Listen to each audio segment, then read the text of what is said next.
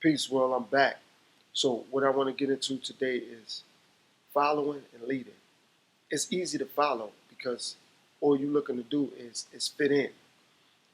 When you lead, it's not easy to lead. It's not easy to be a president.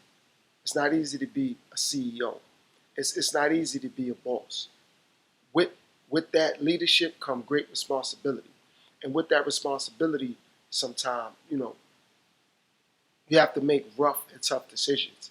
And a lot of times when you make rough and tough decisions, it's no emotion connected to that.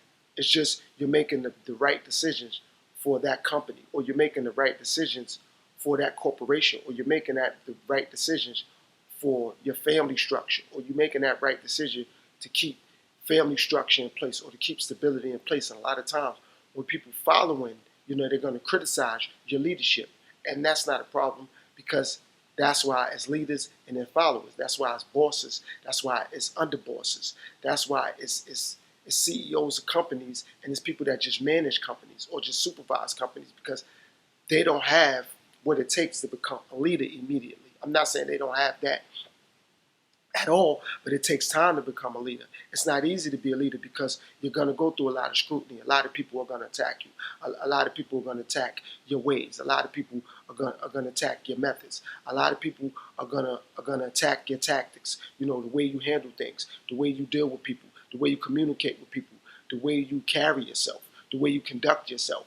Those things are going to constantly be under attack. But when you're a leader, or when you're a boss, or when you're a president, or when you're a CEO, you don't worry about those things because you know that the way you have to lead it will be different from the way that people are used to seeing people lead. Because a lot of times when people are following people, they don't understand that those people aren't necessarily leaders. Again, because they're just following what everybody else is doing. So what everybody else may be talking about, it's easy for people to follow that and just fit in and talk about it. Or it's easy for people to follow the way everybody else is dressing. It's like everybody else is wearing it, I'm gonna wear it. Everybody else got this kind of car, I'm gonna get it. Everybody else is eating this way, I'm gonna eat this way. So when you're a leader, everything is different. Your diet is different. The way you dress, the way you conduct yourself, the way you do things, you have a different method of the way you're going to deal with things in life, things in society, the way you're going to deal with humanity, civilization, and so on and so forth.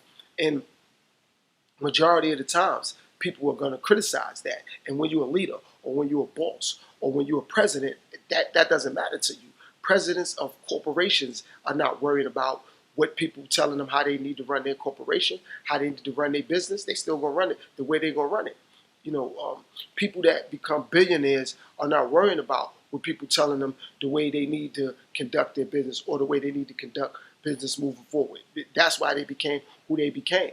Of course, they had bumps in the road when they was becoming that president or that boss or that CEO or that billionaire, so on and so forth.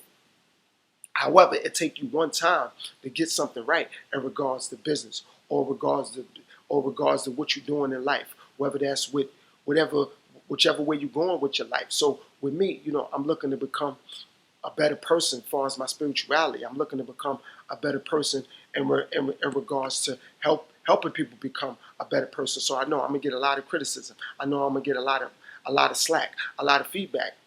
I'm not worried about that. I know that people are gonna call me out on things that I believe that's right, or things that I say that's right, or just the way that I'm giving other people suggestions on how they should do things with their finances, or with their diet, or with their relationships, or with their business, or with their finances, or with their image, and with their spirituality, and so on and so forth. And I'm not mad at that. However, I understand that I'm a leader, so I'm ready for that. I'm ready for the slack, or I'm ready for the feedback, or I'm ready for the rebellion, or people to rebel against what I'm saying and doing.